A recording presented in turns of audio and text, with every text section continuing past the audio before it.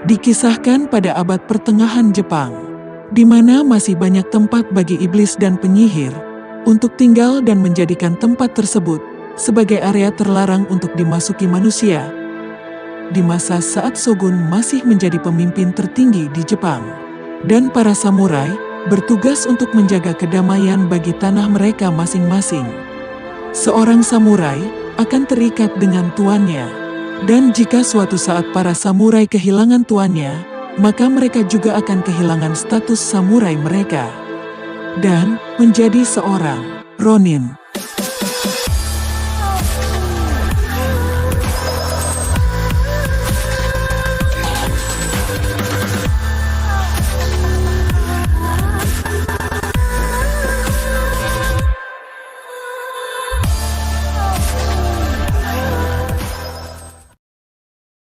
Hello panelis Universe. Sebelum masuk ke alur ceritanya, saya ingatkan, video ini berisi konten full spoiler.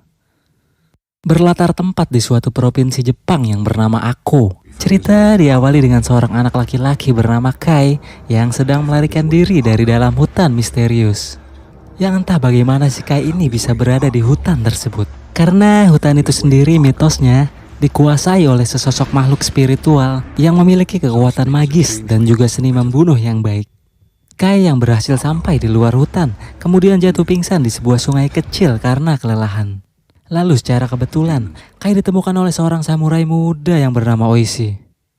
Tapi setelah melihat tanda kutukan yang ada di kepala Kai, Oishi berniat membunuhnya. Tapi hal itu dicegah oleh Tuan Asano, yang juga seorang pemimpin kerajaan Ako. Dan Tuan Asano membawa Kai pulang bersamanya untuk merawatnya. Di sanalah pertama kalinya Kai bertemu dengan putri Tuan Asano yang bernama Mika, yang juga terlihat kalau Mika ini sangat menyukai kehadiran Kai.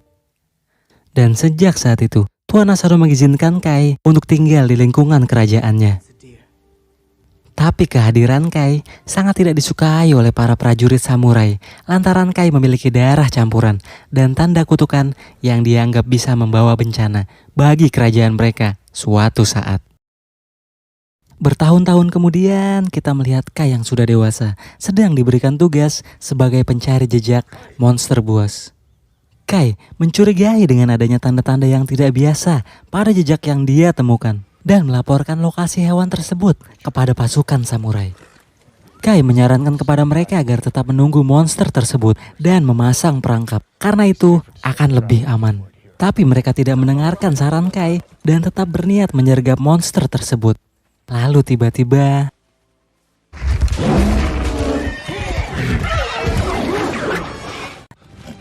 Kai kemudian menaiki salah satu kuda milik pasukan samurai untuk menyusul perburuan.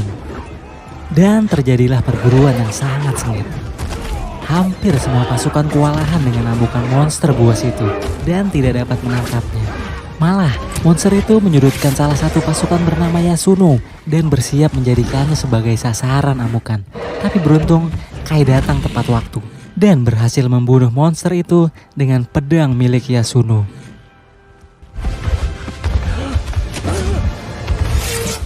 Tapi bukannya berterima kasih karena sudah diselamatkan, Yasuno malah menghina Kai.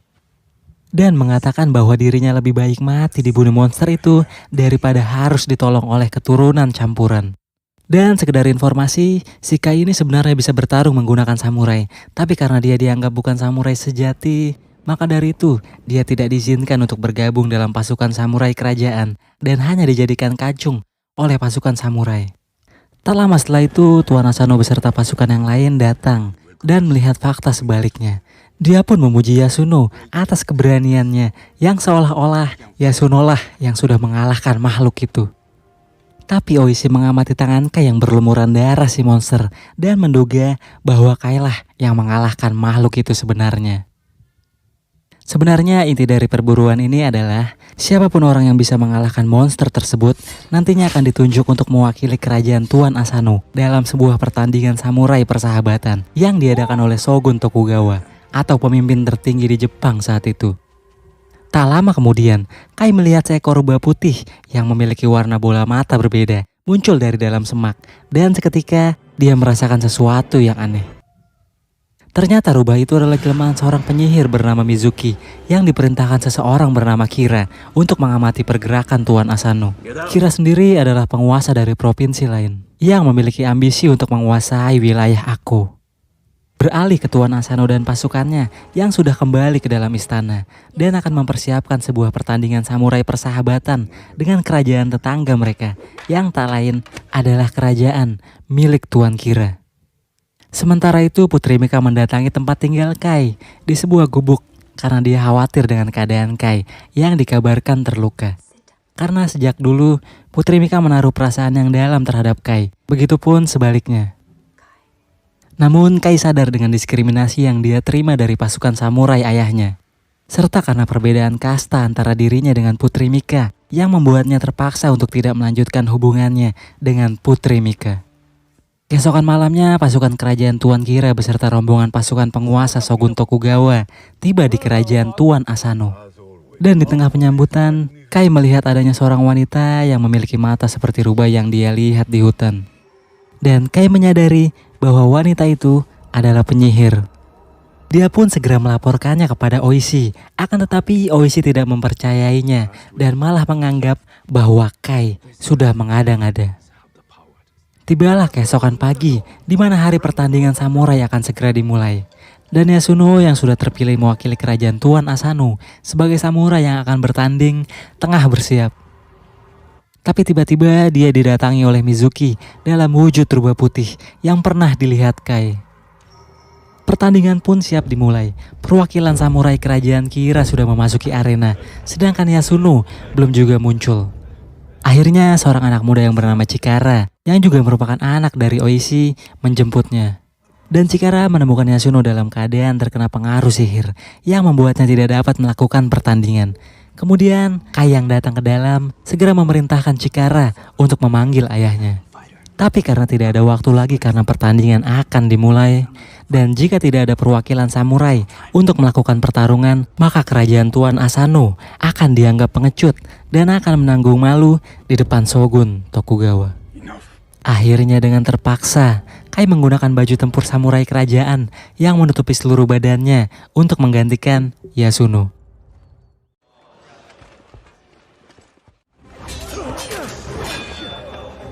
Tapi karena fisik perwakilan kerajaan samurai Kira ini sangat besar dan memiliki kekuatan yang overpower, sehingga Kai kewalahan dan harus dijatuhkan, yang membuat identitasnya terbongkar. Setelah itu Shogun Tokugawa turun ke arena dan menyatakan bahwa Kai bukanlah seorang samurai karena persyaratan pertandingan tersebut harus diikuti oleh seorang samurai. Dan Kai dijatuhi hukuman karena dianggap menodai pertandingan.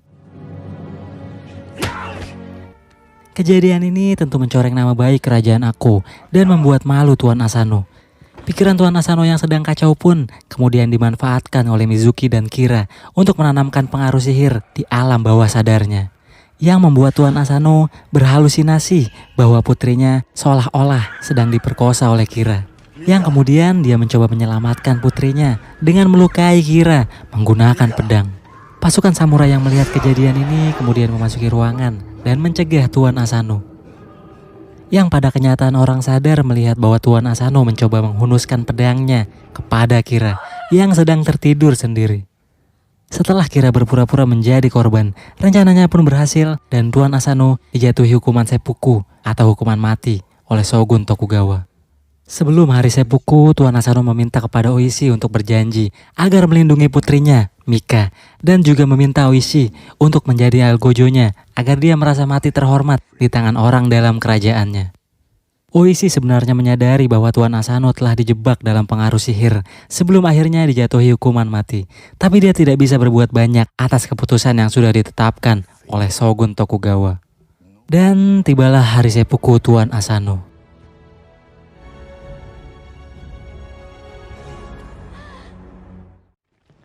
Oishi beserta pasukan samurai lainnya kemudian berencana membalaskan kematian tuannya yang sudah disetting oleh Kira dengan cara berperang. Akan tetapi tidak untuk saat ini, karena selain mereka pasti akan kalah, perang tersebut juga akan menimbulkan korban jiwa dari penduduk sipil.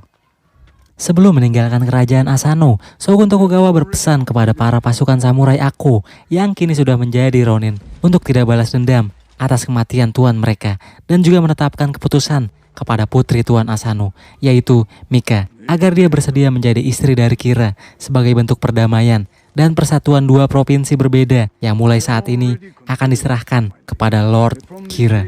Mika pun diberikan waktu 1 tahun untuk melewati masa dukanya. Tapi baru ditetapkan sebagai penguasa Ako yang baru, Kira sudah memberikan perintah untuk menendang para pasukan samurai milik Tuan Asano untuk meninggalkan wilayah Ako. Dan jika mereka masih ditemukan ada di wilayah tersebut, maka mereka akan dihukum mati. Kira juga menjebloskan Oishi ke dalam lubang karena dianggap orang yang paling menyimpan dendam dan bisa menjadi ancaman serius. Setelah hampir 1 tahun di dalam lubang, kemudian akhirnya Oishi dibebaskan dan dibuang keluar. Tapi di sana dia kembali bertemu anak dan istrinya yang kemudian memberinya informasi mengenai para Ronin yang sudah pergi meninggalkan Ako. Sedangkan Kai dibawa ke Pulau Dutch dan dijual sebagai budak di sana. Putri Mika juga dikabarkan saat ini berada bersama Kira di wilayah provinsinya untuk bersiap melangsungkan pernikahan mereka. Oishi yang sudah berjanji kepada mendiang Tuan Asano kemudian bertekad membalaskan dendamnya terhadap Kira dan juga menggagalkan pernikahannya dengan Putri Mika. Oishi kemudian meminta Chikara untuk mengumpulkan para Ronin lainnya sebanyak mungkin. Yang kini mereka sudah terpecah belah, sedangkan dirinya pergi membawa 2 kuda untuk menjemput Kai di Pulau Dutch. Sesampainya di Pulau Dutch, dia melihat Kai yang sedang bertarung dengan serius.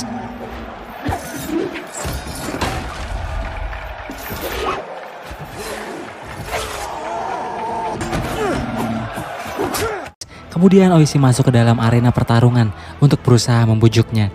Tapi Kai yang terlihat sedang mengalami guncangan selama beberapa bulan terakhir membuat Kai tidak mengenalinya dan malah menyerang Oishi. Tapi setelah Oishi mengatakan bahwa Putri Mika membutuhkan pertolongannya, ingatan Kai pun kembali dan mereka berusaha melarikan diri dari tempat tersebut.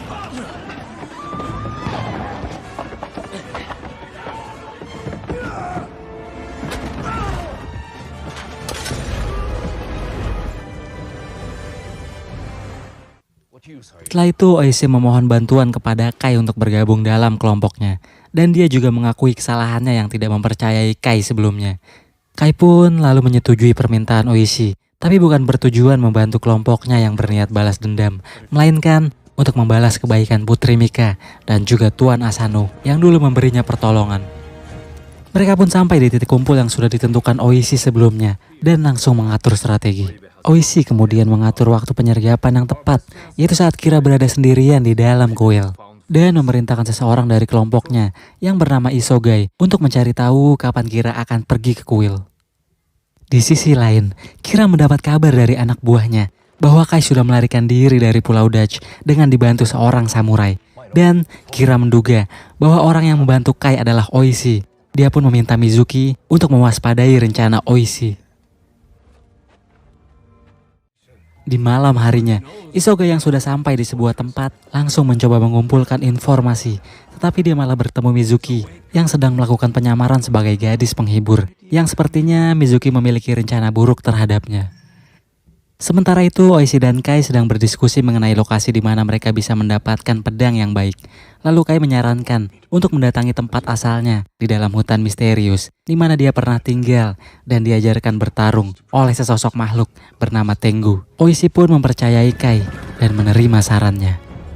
Sesampainya di dalam hutan misterius, mereka melihat banyak arwah yang berkeliaran. Sebelum akhirnya mereka tiba di depan pintu masuk dan Kai hanya memperbolehkan Oishi untuk masuk bersamanya, sedangkan yang lain disuruh menunggu di luar dan tidak menyusulnya. Kai kemudian mengatakan kepada Oishi bahwa dirinya akan mendapat ujian sebelum mendapatkan pedang-pedang yang dia inginkan. Dan Kai juga melarang keras kepadanya untuk tidak menarik pedang miliknya, apapun yang terjadi. Di dalam ruangan tersebut, Kai langsung menemui sesosok makhluk bernama Tengu. Dan ternyata Tengu ini merupakan orang tua angkat Kai yang menemukannya di dalam hutan saat bayi, yang sudah dibuang oleh ibu kandungnya karena Kai dianggap aib yang lahir dari hubungan gelap ibunya dengan seorang pelaut Inggris. Setelah itu Tengu memberinya tantangan untuk mencabut pedang di depannya, tapi dia harus lebih cepat dari Tengu.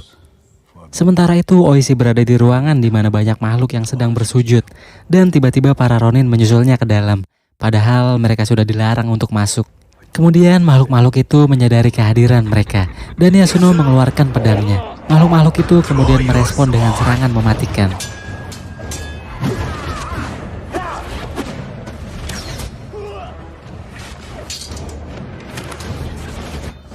Oishi terus mendengar bisikan yang menyuruhnya menarik pedang untuk bertaruh. Akan tetapi dia mencoba menahan dan berusaha untuk mengingat pesan Kai. Di tempat Kai sendiri, dia berhasil mencabut pedangnya lebih dulu dari Tengu dan mengalahkannya. Pertarungan di tempat Oishi pun langsung menghilang, yang ternyata itu hanya ilusi dari ujian tersebut. Mereka pun lulus dan mendapatkan pedang-pedang yang diinginkan. Setelah itu, mereka kembali. Isoga yang juga sudah kembali dari misinya kemudian menginformasikan bahwa Tuan Kira akan menuju kuil pada malam ini. Dan tanpa membuang waktu, Oishi beserta pasukan lainnya segera bergerak untuk melakukan penyergapan. Setibanya di lokasi, mereka bersiap untuk menyerang Kira dari belakang. Tapi ternyata itu adalah Mizuki yang sudah mempengaruhi Isogai untuk menjebak para Ronin agar masuk ke dalam perangkap. Kemudian Mizuki mengeluarkan sihir apinya dan menyergap balik para Ronin.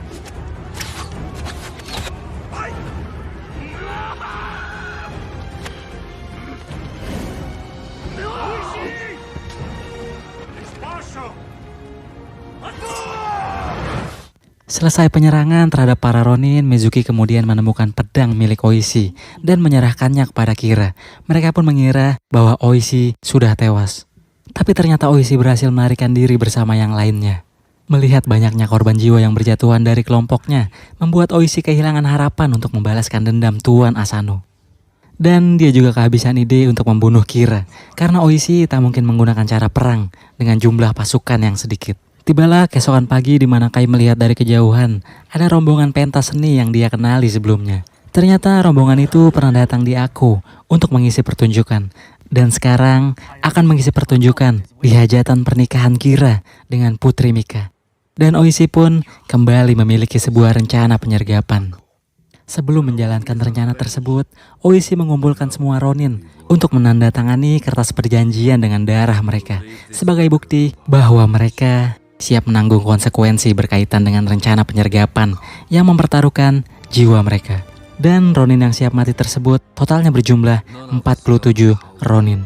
Rencana pun dijalankan. Oishi dan beberapa orang menyamar sebagai pengisi acara hiburan agar mereka mendapat akses masuk ke dalam kerajaan Kira.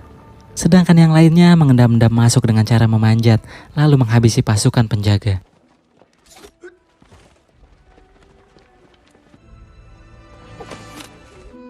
Oishi dan beberapa yang menyamar mulai melakukan pertunjukan yang disaksikan oleh Kira dan Putri Mika.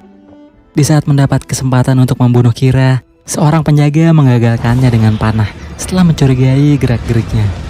Penyamaran pun ketahuan yang membuat Kira berhasil lolos dengan dikawal oleh pasukan pengawal. Pertarungan hebat pun terjadi antara 47 Ronin dengan pasukan Kira yang jumlahnya jauh lebih banyak. Kai dan Oishi kemudian mengejar Kira masuk ke dalam sambil melawan pasukan samurai Kira. Mika juga berhasil kabur dari tangan Kira dan melarikan diri ke area belakang istana yang disusul oleh Kai. Tapi Mizuki datang dan bertarung dengan Kai. Setelah mengalahkan seluruh pasukan samurainya, akhirnya Oishi juga bisa berhadapan langsung dengan Kira yang tanpa penjagaan.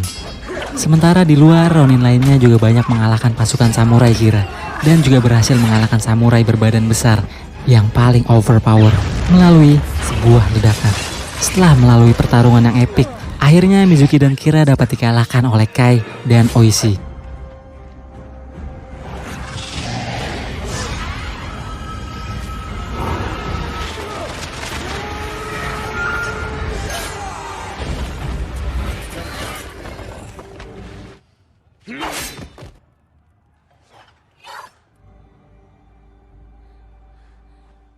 Pertarungan pun selesai dan dimenangkan oleh ke-47 Ronin.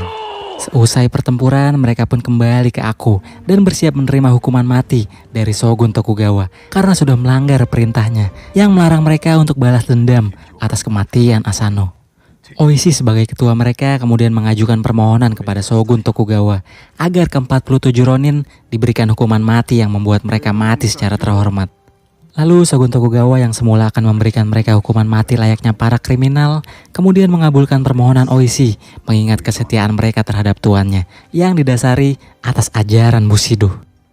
Sebelum hari kematiannya, Kai berpamitan dengan Mika. Dan tibalah hari bagi ke-47 Ronin untuk mengeksekusi hidup di tangan mereka sendiri melalui hukuman seppuku yang disaksikan oleh Shogun Tokugawa. Tapi Shogun memberikan kebijaksanaan kepada keturunan Oishi dengan membiarkan anaknya, Chikara, tetap hidup untuk mengabdi kepada aku. Dan setelah itu, Kai, Oishi, dan yang lainnya mengakhiri hidup mereka.